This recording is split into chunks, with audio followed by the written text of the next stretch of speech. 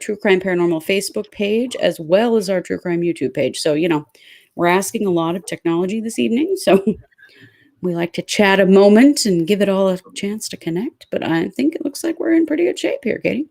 Yeah, I think so. I think we can full send it, as our kids would say. Right. Let's make it official. Hey, everybody. Welcome to True Crime Paranormal with the Psychic Sisters. I'm Kristi Brower, here with my partner in crime, Katie Weaver. Hey, Katie. Hello. How's it going? How are you? Well, I'm good. Well, good. Glad to hear it. We talked last week about this. We have a booth this weekend at a witches market. Yeah. And we're both, we're not going to do readings or see clients. We're just going to sell some of the things we make. Yeah. And so I know that you and I both have been, busting our tails to make sure that we have everything that we wanted to have there. So yeah, I am just not cooking dinner, not like doing anything. My teenager got home from school today and was like, I'm hungry. And I'm like, oh, Lord, I haven't eaten today.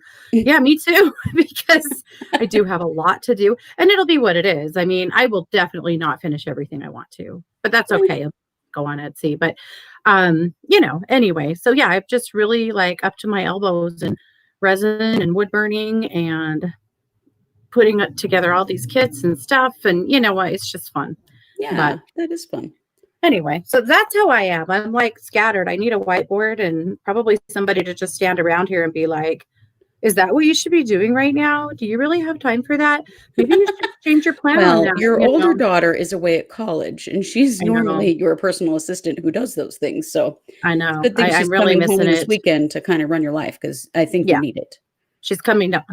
She's coming home to help. So that's good because I am. Yeah, I just can't focus on too much. And my husband is also building a whole bunch of, he's a big part of this. And this man, I should have brought one in here to show you guys. But I said, ooh, I really wish I had athames from my candle magic kits. And he's like, what's an athame? So I said, well, it's a witch's knife. And he's like, oh, I think I can make those. Yeah. Last night he's out in his shop for a while. He shows up in here with 5 really cool, kind of scary, rustic looking, like witches knives, puts them in the engraver and engraves, stuff on them and hands them to me. And he's like, do you think these will work? Are you kidding me? Like, I couldn't have bought anything any cooler or not even close to as cool as that. Anyway, right. It's insane what you can do. Make anything. That's what we know. Yeah. Well, and several of you guys in our last live asked if we would share that stuff with you, if you could see it. I thought maybe we'd just do a quick live from the Witches Market on Saturday once we get set up and just let you guys see our little booth. Yeah, I think we will. That's a great idea. Yeah. Well, I'm also getting ready for the Witches Fair and just enjoying fall. I'm all like in a writing mood and in a crafting mood. Like I love it when the weather cools off and things slow down, because then all I want to do is just project. I get all project-y, so I'm feeling like that. Project-y, including some projects that are going to show up here on this show. So I'm excited about that. So so we wanted to come tonight to share some case updates. We come every Wednesday night and do a live and give you a few updates about what's going on in the true crime world, particularly cases that we're following. And so we do have some stuff for you. So Katie, I know you have a little bit of update on the Daybell Vallow case. So you want to share that? Yeah. So there's not been a lot of motion this week, except for that Mark Means did finally file for a change of venue, which is something that we've been waiting for. Right. We figured that he would, especially considering that Chad Daybell and his attorney filed for one a few weeks ago. And there's only a certain amount of time from the time of arraignment to do so. So we've been kind of waiting, going, surely he's going to do it. He got an extension on that, though. He was granted an extension. So, I think he got an extension on everything, possibly. Yeah, that seems to be a Udemy course about how to be a defense attorney. Yeah, that may be true. He's taking a YouTube course or something. Well, I forgot that he did that. He had definitely reached out for an extension. Well, he reached out for an extension this time too. So here's what it was. So he, of course, did reach out for. He wants an extension on discovery for for her case moving forward. And, I mean, her trial's not even scheduled until April, but he is asking for an extension on discovery. He's got tons of time. Yeah, but he already wants that. He says the defense is unable to review, analyze a complete discovery file in a timely manner or address the court of all pretrial motions within the stated time relevant to the Idaho Code rules or other rules set forth by jurisdiction. So I'm not sure why he thinks he doesn't have time. But like in January or something, isn't it? Like it's quite a ways. Yeah. Then he says the ends of justice will be served by granting this motion. Oh, he's a drama king. Wow. Isn't he though? Ends of justice. What are the ends of justice? Like, are they like the ends of shoelaces? I don't know what that means. I bet the judge doesn't either. But yeah. Yep. And then he also does ask for hearings to address bond. We're going to do this again? Oh, man. We're addressing bond again. Oh, please. I will be popping popcorn. And motion for the transfer of case and the like. So he can't be bothered to list out like everything he wants. All the things.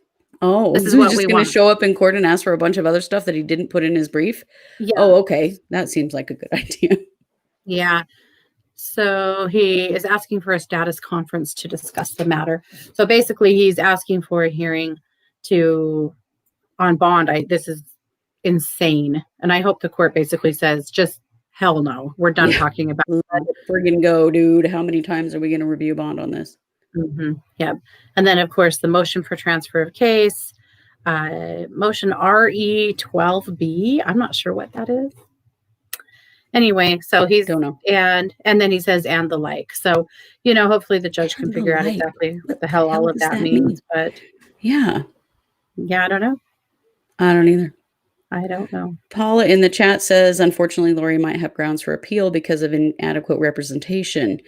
I worry about that too. But, she's hired him and continues to use him through all of his mistakes. And several times I have seen judges inform her of her rights and inform her that she might, that she may not be getting adequate things. And she hasn't made a change. And so I don't know how much of her continued agreement to all of this will turn up in all of that, because she could certainly fire him and get a public defender.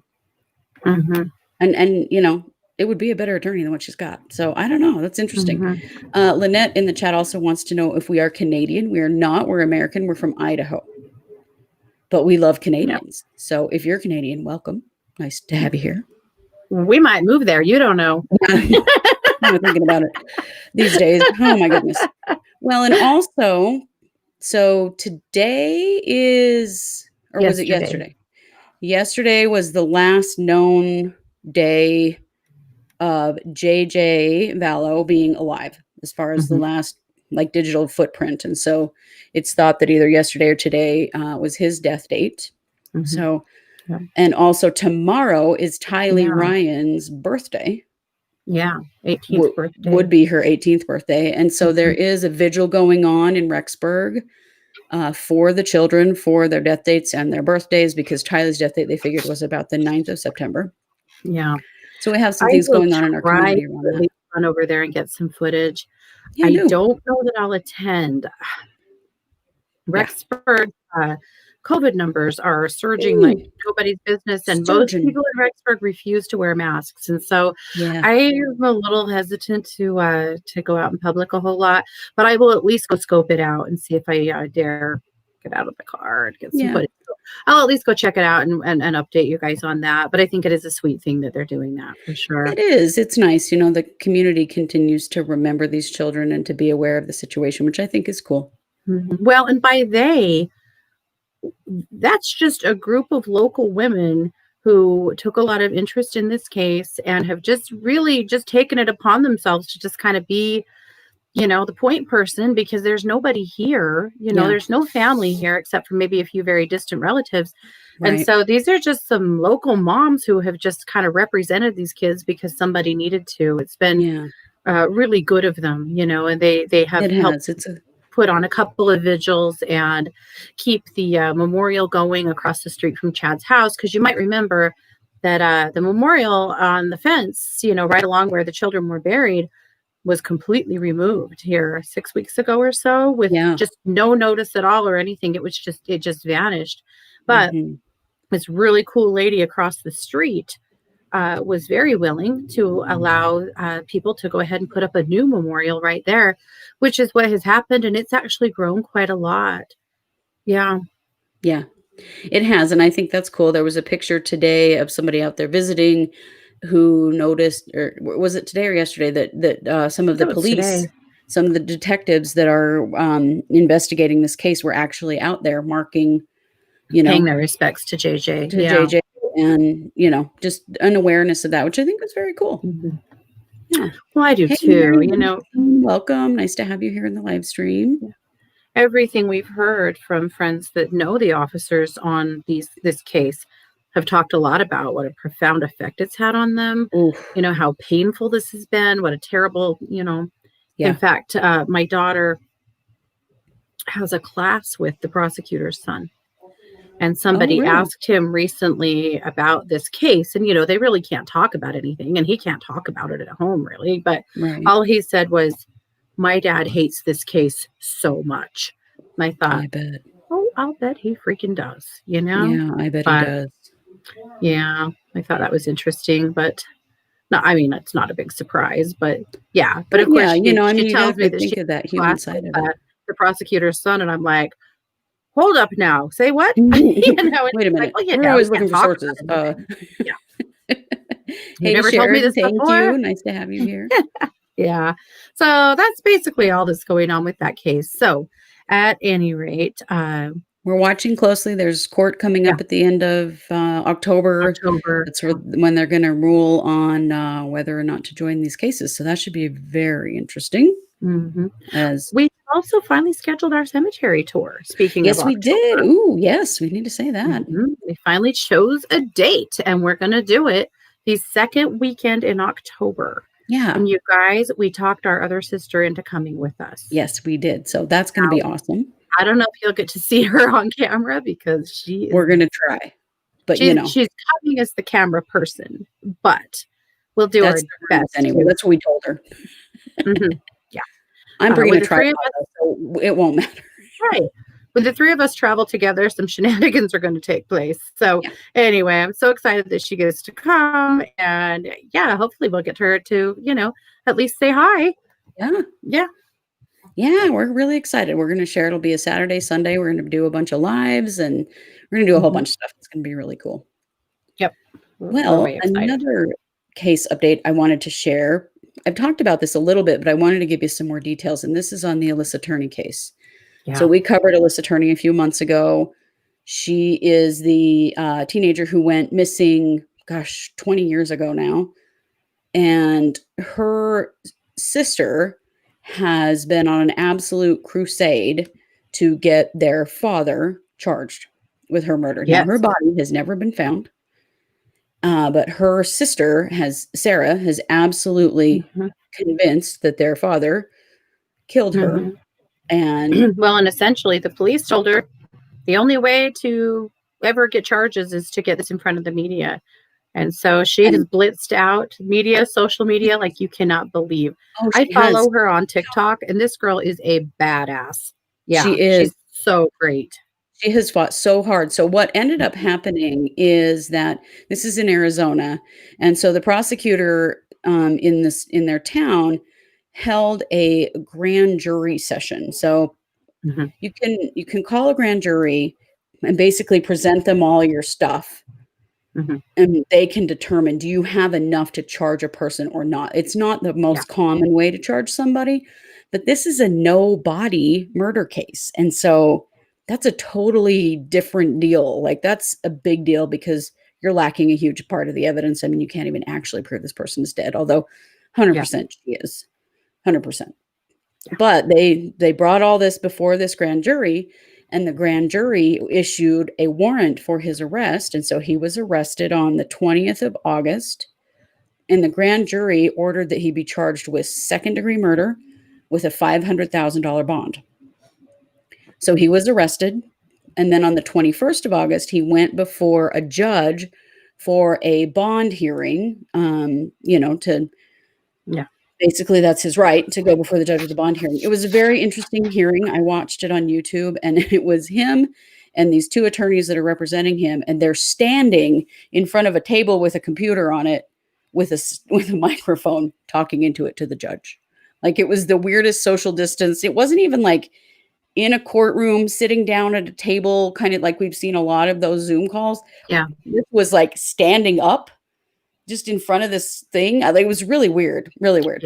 So his attorneys argued, they kept calling him a veteran, which, I no disrespect to veterans, but that doesn't mean he didn't kill her. Okay. Right. They talked about all of his terribly poor health and all of the problems that he has, medical problems and stuff, and why it would just be too hard on him to be in jail. And they asked for a $25,000 to $35,000 bond, and they agreed to ankle monitors. So that's what they wanted.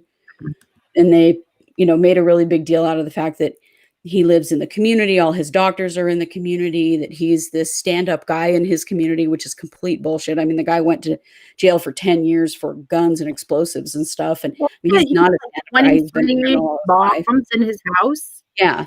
He's a bad dude. Yeah, and 23 bombs.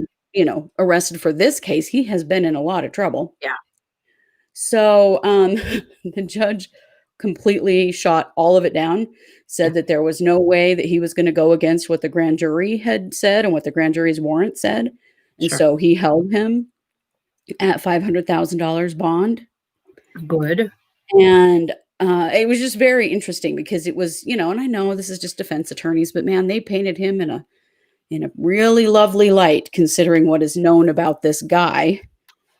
And it didn't work at all. So they set another hearing for August 28th, but that must have been moved because there is no evidence that other hearing has ever happened. There's also no evidence he's bonded out that I can find. So as far as I know, the attorney is sitting in prison on a $500,000 bond awaiting trial for the murder of she was his stepdaughter, but her mother was dead, and so he had guardianship of her. I've seen him called her adoptive father, and also that he was her legal guardian. I'm not sure which is true. Yeah, I'm not sure on that. I don't know that he ever actually adopted her. I don't know. Sure. She has his last name. Her name was Alyssa Turney. He was Michael Turney, which makes me think maybe he did, or I don't know. But anyway, the wheels of justice are finally moving. It's taken 20 years, and Sarah has fought long and hard, but he is sitting his ass in jail right now, which I think is great news. Because if you read up on the story, go watch our Alyssa Turney episode or listen to however you experience us, and you'll see why. There really is no doubt that he was involved in this. Yeah, that's going to be key for sure. Yeah. Okay, well, we'll keep an eye on that case and make sure that we update you. It's just I'm going to watch it really closely.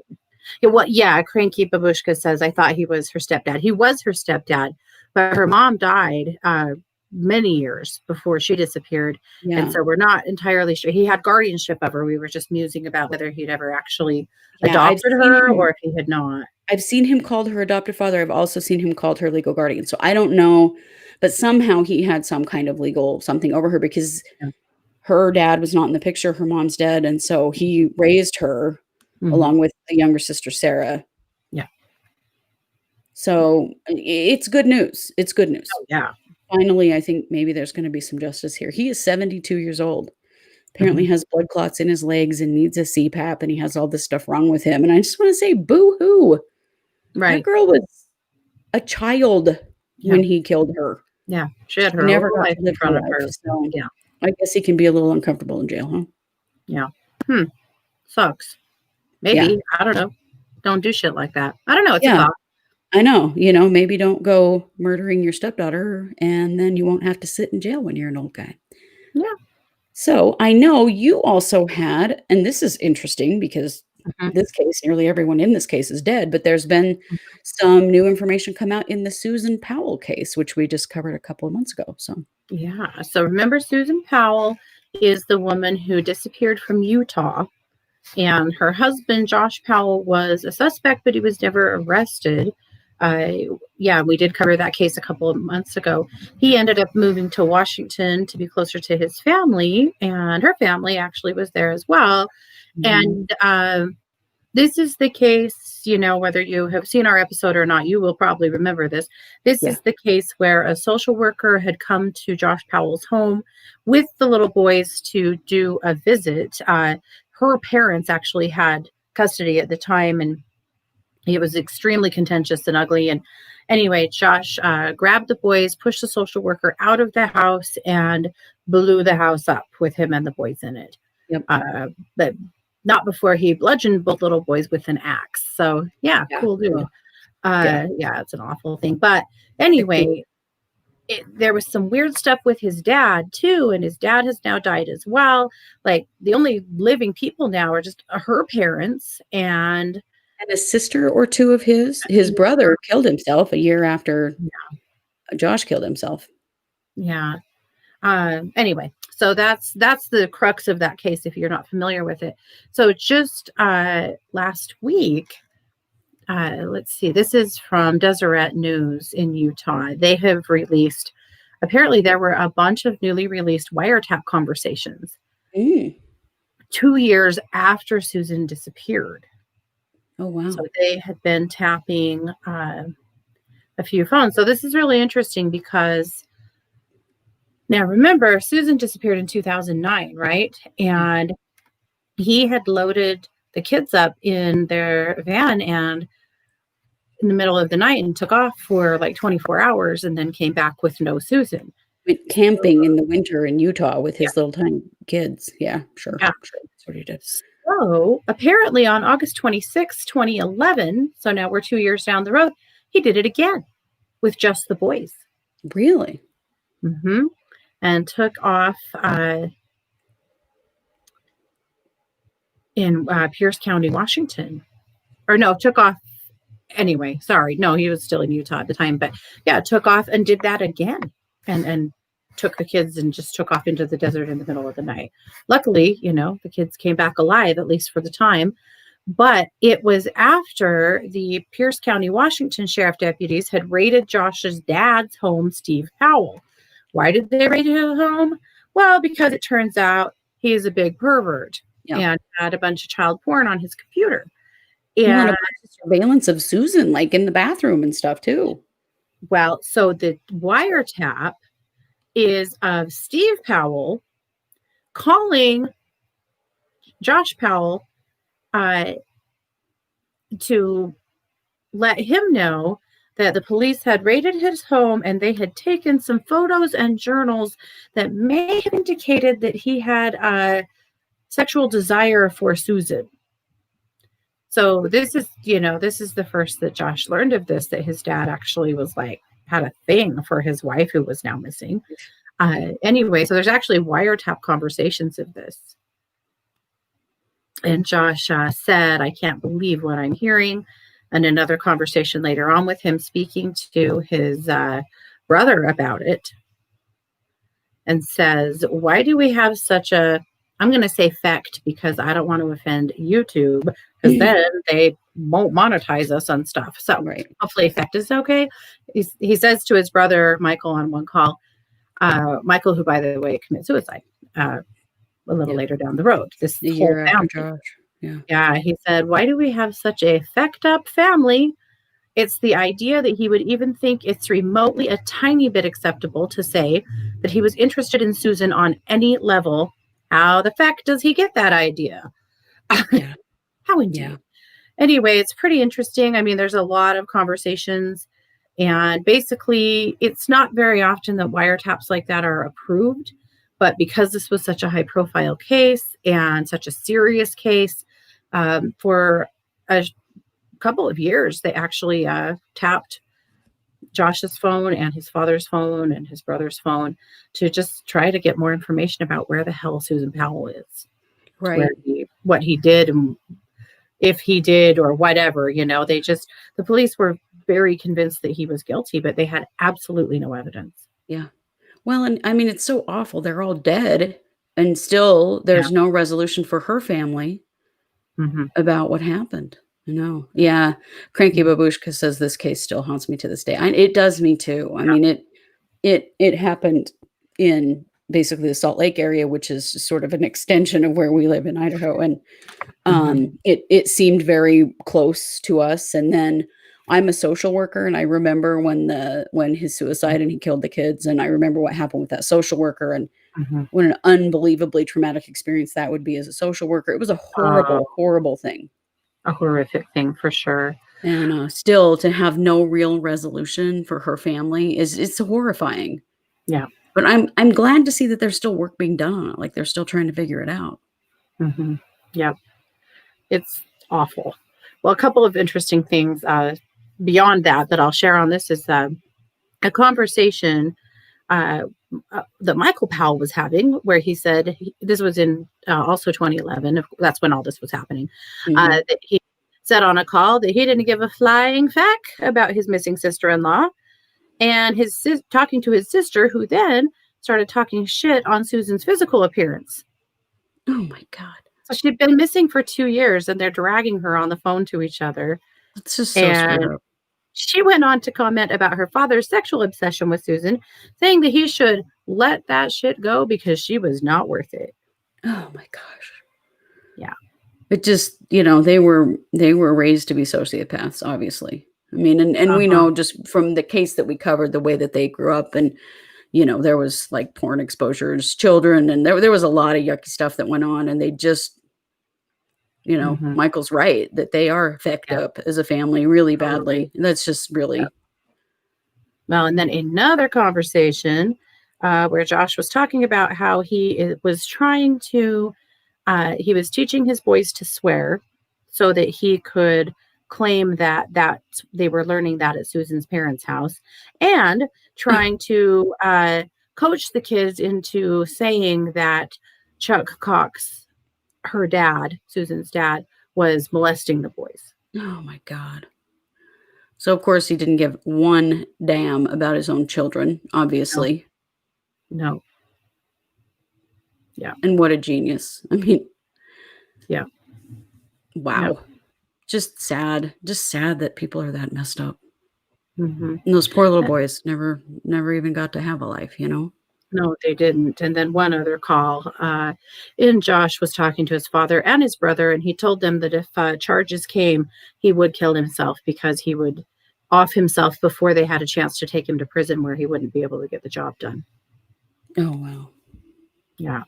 So that article is at deseretnews.com if you guys are interested in finding it, so you can listen. Or I don't know if they have a place where you can listen. They might. There's a place here where you can listen to some of it. Yeah. But anyway, wow. Pretty chilling stuff. But yeah, trying to coach the kids to claim that they were being molested by grandpa. By the only adults that gave a damn about them and had fought hard for them to get them and try to protect them, and still he managed to kill them. Yeah. Yeah. That poor family, Susan's family, that just is unbelievable what they've been through. Yeah. Yeah, it is. It's just really, really freaking gross. So it is. Anyway, but it's interesting. I'm glad that there's still stuff coming out. Like, we can't just forget about Susan Powell. She has not been located. No. No, we can't. And we have to keep an eye on that case, because obviously they're still working it. Law enforcement's still working it. Yeah. Well, just because all of the perps and dumbasses are dead doesn't mean that Susan doesn't still deserve justice. Right. And her children. Yeah. Yeah. They're still looking out on the Utah desert in all the mines out there. And I am absolutely convinced that's where she's at. Yeah. I just think that he somehow managed to get her deep enough that they haven't gone.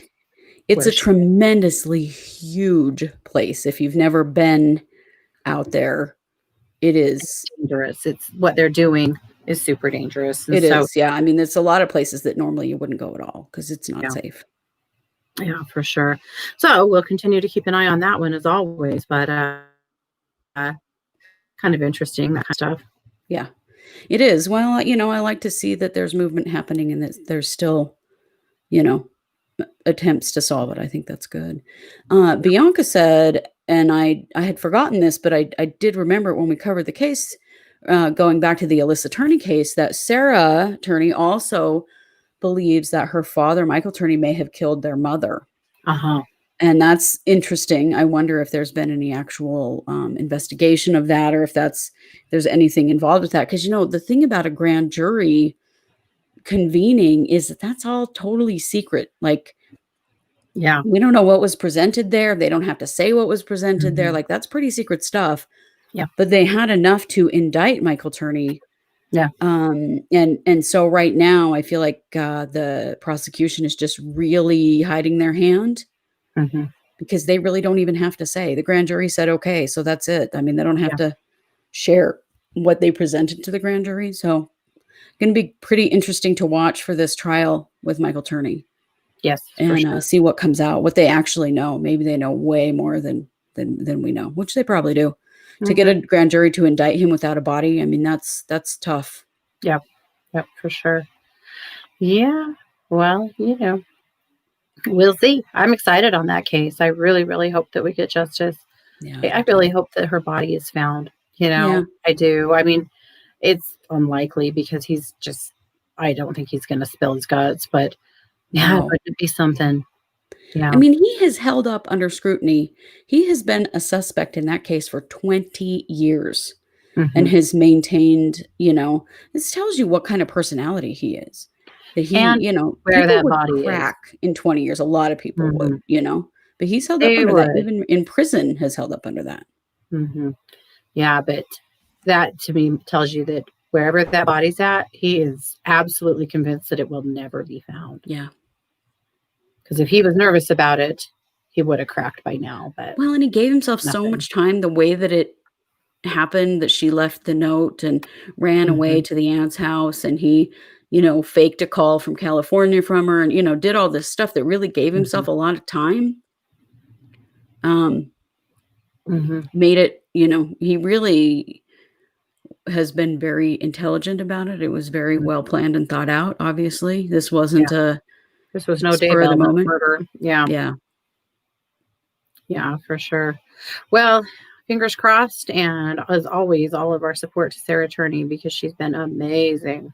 She really has. And that, it's the reason why I think we do what we do, and why lots of true crime podcasters do what they do, is because we just want to see justice. We want to see the truth come out, and we want to see, families get closure, and we want to see people that are, guilty of murder consequence. Like, we can't just allow this stuff to happen in our society. Definitely. Yep. Well, that is our update for the week. That is what we have. So we think we'll probably do a little live stream from the Witches Fair just to show you what we're doing. That'll be really fun. And then we will be coming. And we'll be coming back with a brand new episode on Monday.